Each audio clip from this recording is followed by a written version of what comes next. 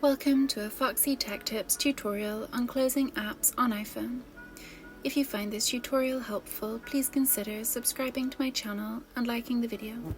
Closing apps on the iPhone is very easy to do once you know how to do it. Follow the steps to learn how to close apps on your iPhone. Place your finger at the bottom of your iPhone screen, then drag your finger up towards the top of the iPhone screen. Take your finger off the screen around a third of the way up. The open apps will show here.